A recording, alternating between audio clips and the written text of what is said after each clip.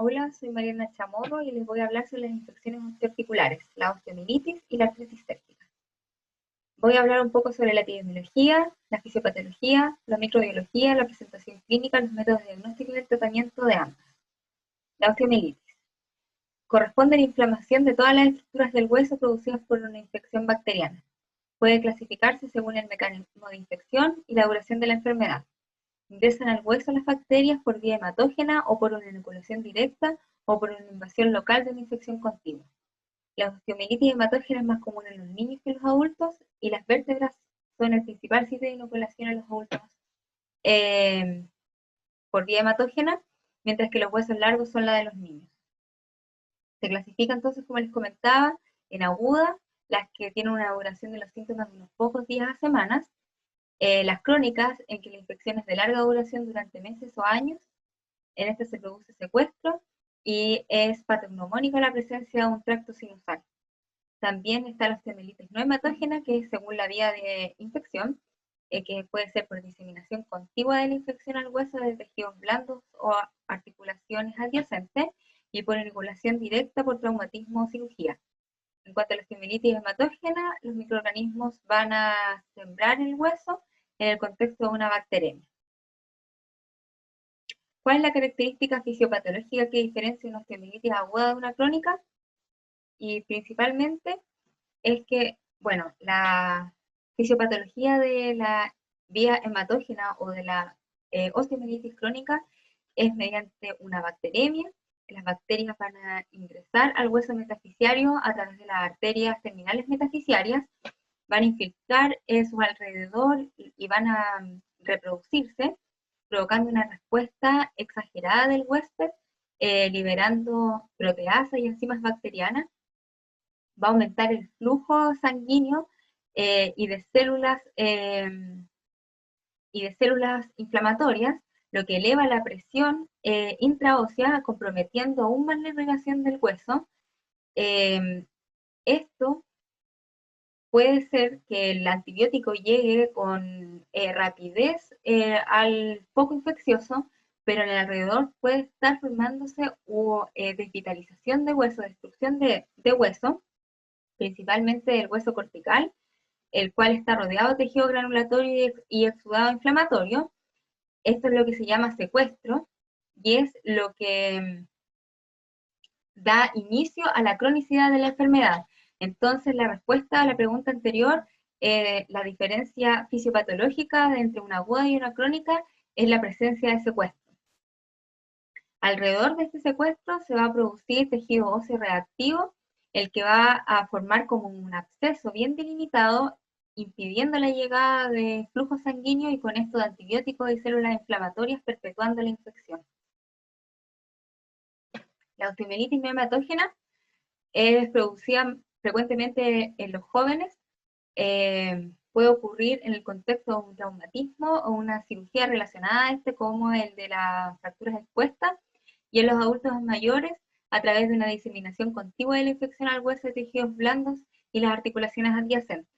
Los factores de riesgo son heridas de tejidos blandos, presencia de material ortopédico, diabetes, enfermedad vascular periférica y neuropatía periférica. En cuanto a la osteomielitis hematógena, ocurre con mayor frecuencia en los niños. La osteomielitis vertebral es la forma más común de la osteomielitis hematógena en los adultos, y entre los adultos es más frecuente en hombres mayores de 50 años y en los menores de 40 años en usuarios de drogas inyectables. Los factores de riesgo son la endocarditis, la presencia de dispositivos intravascular permanentes, material ortopédico, uso de drogas inyectables, hemodiálisis y anemia de células falciformes. ¿Cuáles son los gérmenes más frecuentemente involucrados? En la osteomielitis hematógena son polimicrobianas frecuentemente, también pueden ser monomicrobianas. El estáfilo áureo es el que se ha aislado con mayor frecuencia, incluido el estáfilo áureo resistente a penicilina. También se han visto infecciones por estafilococos y por bacilos gram negativos. En cuanto a la osteomielitis hematógena, suele ser monomicrobiana y el estáfilo áureo es el organismo que con mayor frecuencia se aísla. En un 30% se han identificado infección por bacilos gram negativos, y entre los usuarios de drogas inyectables tenemos la pseudomonas, la serratia, en los inmunosuprimidos el aspergillus. Es rara la osteomielitis hematógena debido a estreptococos beta hemolíticos. y otros patógenos menos comunes como el Mycobacterium tuberculosis, la cándida, la Bartonella, la coccidioides y el Cutibacterium.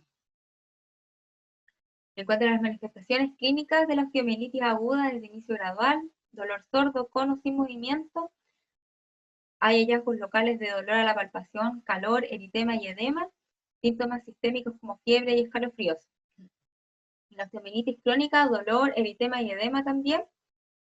Una fístula que supura, que es el hallazgo patognomónico de la osteomielitis crónica. La fiebre suele estar ausente y pueden haber brotes intermitentes de dolor y edema. Las complicaciones de la osteomielitis, la formación del tracto sinusal, las infecciones contiguas de tejidos blandos, abscesos, artritis séptica, sepsis, deformidad ósea, fracturas y malignidad. Sabiste que en 1% de los casos de osteomielitis crónica se malignizan principalmente a un carcinoma escamoso.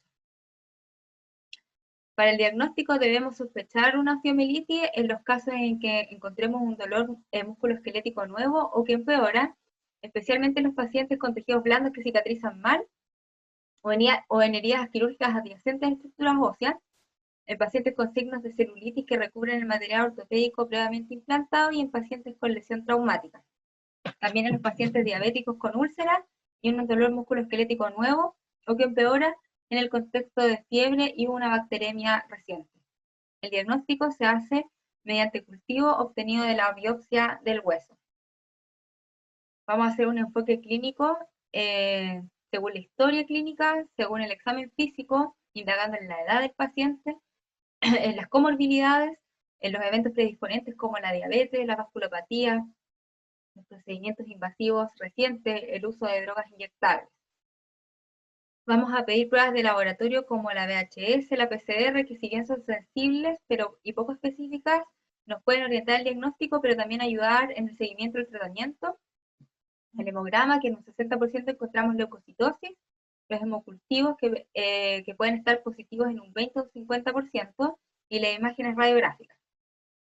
Las imágenes en la radiografía, esta evalúa signos indirectos de osteomielitis, como el aumento de las partes blandas, y en los pacientes con 2 o más semanas de síntomas son evidentes las alteraciones óseas como la destrucción del hueso, el margen mal definido, hueso, nueva formación ósea, secuestro e involucro, que en realidad son raros, los cambios líticos y escleróticos mixtos en la etapa de reparación.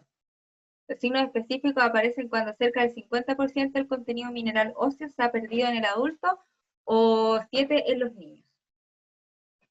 El cintigrama óseo es muy sensible y específico y se altera precozmente, y la resonancia magnética es el método imagenológico de elección.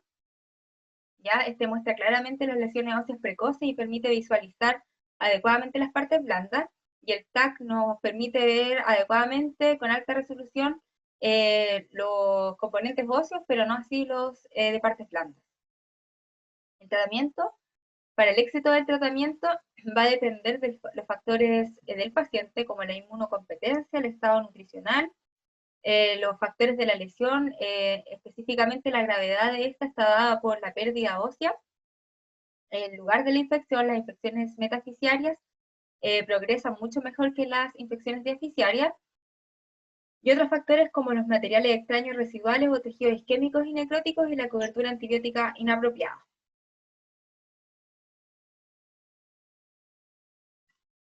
Perdón. El tratamiento de la osteomielitis nematógena es el degradamiento quirúrgico seguido de una terapia antibiótica para la erradicación de la infección, y en cuanto a la osteomielitis hematógena, principalmente es mediante antibióticos parenterales. Si bien hay circunstancias que se justifican un debridamiento quirúrgico, como los pacientes con absceso subperióstico o hueso necrótico, y en contexto de una infección articular concomitante. Debemos hacer una cobertura empírica para Staphylo aureus y para Staphylo aureus resistente a penicilina, y la duración del tratamiento no debe ser de menos de 4 semanas.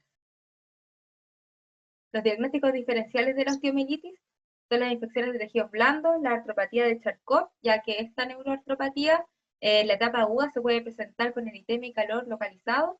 La osteonecrosis, si bien esta puede ser fácil de distinguir de la osteomielitis, ya que tiene una causa precipitante, la gota, ya que ambas pueden presentarse con inflamación de las articulaciones. pero la presentación de la gota es mucho más aguda que la osteomielitis y además se distingue porque en el líquido sinovial se encuentran cristales de ácido úrico. La fractura, la osteomielitis puede imitar la apariencia de una fractura en la imagen radiográfica.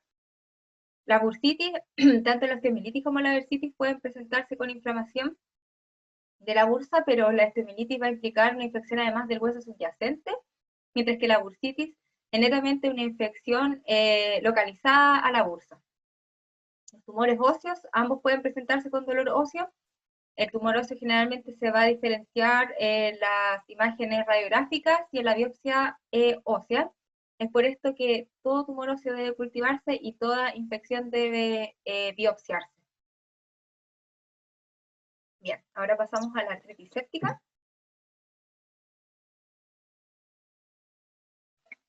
La incidencia va de 4 a 10 en 100.000 pacientes años. Ha aumentado en las edades extremas, presenta dos picos de presentación, los menores de 15 años y en los mayores de 55. La incidencia de los niños de 37 por 100.000, no se reportan diferencias por género y ha aumentado debido a que también han aumentado los procedimientos ortopédicos invasivos y al uso de inmunosupresores. Para tener una artritis séptica requerimos de factores de riesgo tanto de la articulación como de los pederos. De la articulación, como la artritis reumatoide, la artrosis, la eyección intraarticular de corticoides, la artroscopía y la cirugía. Y de los pederos, la diabetes, la drogadicción endovenosa, el alcoholismo, las úlceras cutáneas, la inmunosupresión y el bajo nivel socioeconómico. ¿Cuál es el germen más habitual? Bueno, el Staphylococcus aureus. En esta tabla podemos identificar los agentes etiológicos según los grupos de riesgo, en los drogadictos, la pseudomonas, el enterobacter, la serratia, y en los niños la Klebsiella quiga y el Haemophilus influenza. Sin embargo, la Haemophilus influenza va en disminución gracias a la incorporación en el programa de vacunación, y el principal agente es la Klebsiella quiga. Los expuestos a la ETS, la Neisseria gonorrea, los neonatos del estreptococo grupo B, y los diabéticos los gram negativos, y la anemia falciforme, la salmonella. ¿Cuál es la vía de contaminación más frecuente? Y es la diseminación hematógena en los pacientes invadidos con catéter venoso central, sondas urinarias, principalmente en los ancianos. También por inoculación directa o por continuidad de un foco osteomielítico. ¿Por qué el diagnóstico y tratamiento debe ser precoz? Bueno, porque fundamentalmente las consecuencias de la artritis séptica son muy deleterias. En la fisiopatología de esta se produce una sinovitis, lo que le sigue a una sinovitis purulenta o un flegmón capsular que va a comprometer el cartílago articular en una condrolisis, luego una osteolisis, lo que va a llevar a una artrosis y finalmente anquilosis de la articulación. Se dice que dentro de las 24 horas de iniciado el cuadro ya hay compromiso articular, y esto es lo que debemos evitar. Para hacer el diagnóstico de la artritis séptica debemos tener conocimiento de la presentación clínica de esta, y es que habitualmente se presenta con dolor en la articulación, tanto la movilización pasiva como activa. El paciente presenta impotencia funcional con disminución del rango articular, hay derrame articular, hay signos inflamatorios clásicos de la artritis como aumento de volumen, eritema y calor local. Es de pocos días de evolución y habitualmente se presenta como una monoartritis aguda, y en el 20% de los casos hay compromiso oligoarticular. Los síntomas que sugieren infección sistémica no siempre están presentes, como la fiebre, ya que solo está presente en 2/3 de los casos. ¿Cuál es la articulación que con mayor frecuencia se afecta? En los adultos es la rodilla, le sigue la cadera, el hombro y el codo, y en los niños principalmente la cadera. Cuando sospechamos una artritis séptica debemos pedir mediante una artroscopía un análisis del líquido sinovial. A este le vamos a pedir un recuento celular total, diferencial y estudio de cristales, gram, cultivo y baciloscopía. Vamos a solicitar un hemograma donde vamos a ver una leucocitosis con desviación a la izquierda, VHS, PCR, vamos a pedir 2 hemocultivos y función hepática y renal que nos pueden orientar el tratamiento antibiótico y el pronóstico de la artritis séptica. De estos, ¿cuál es el examen más importante? Y es el líquido sinovial, específicamente el recuento celular diferencial aumentado con predominio de polimorfonucleares. En este cuadro podemos ver el estudio del líquido sinovial normal, que tenemos un recuento de leucocitos de menos de 200, y en caso de un líquido infeccioso va de entre 75.000 a 100.000. Sobre 80.000 tenemos un diagnóstico casi certero de artritis séptica con predominio de polimorfos nucleares mayor al 75%. Las imágenes, la radiografía, los hallazgos de la artritis séptica son tardíos. Se puede ver un aumento del espacio articular debido al derrame, pero siempre hay que tomar una radiografía previa a la función articular. El cintigrama óseo, el TAC y la resonancia magnética logran determinar la presencia y extensión de la inflamación articular, pero no nos distingue entre una artritis séptica de otras artritis inflamatorias. Sin embargo, la resonancia magnética sí nos permite descartar una osteomielitis asociada y el compromiso de las partes blandas. Los diagnósticos diferenciales: la enfermedad reumatoide activa, la artritis por cristales, ya que esta es muy difícil hacer la diferenciación clínicamente entre la artritis séptica y una artritis por cristales. Es por esto que siempre debemos pedirle al líquido sinovial estudios de cristales, ya que además también se ha visto que hay una asociación entre la artritis por cristales que puede estar en concomitancia con una artritis séptica. Ahí debemos buscar los cristales de urato de ácido úrico para la gota, que tiene una birrefringencia negativa, mientras que los de pirofosfato, como para la condrocalcinosis, tienen una birrefringencia positiva. Otros diagnósticos diferenciales son la celulitis, la osteomielitis aguda, la artritis hemofílica y la sinusitis de lleno nodular. El tratamiento, como dije entonces, debe ser una urgencia traumatológica por lo deleterio que es el cuadro. Con esto debemos prevenir la destrucción del cartílago, conservar el rango de movilidad y conservar la fuerza y la función. El manejo tiene dos pilares: un drenaje articular mediante el aseo quirúrgico. Debemos debridar y eliminar todo tejido fibrótico y material purulento, además de tomar cultivos y GRAM y de tomar una biopsia de líquido sinovial. Y el pilar del antibiótico: debemos tener cobertura para el Staphylo aureus. Podemos partir con una cefalosporina, y si sospechamos en los pacientes de riesgo como los adultos mayores, Staphylo aureus resistente a meticilina, le agregamos vancomicina. Si sospechamos una artritis séptica por gonococo, el tratamiento es con cefotaxima o ceftriaxona. Eso es. Muchas gracias, espero que le haya quedado claro algunos conceptos en cuanto a la osteomielitis y la artritis séptica, estas dos entidades de las infecciones osteoarticulares.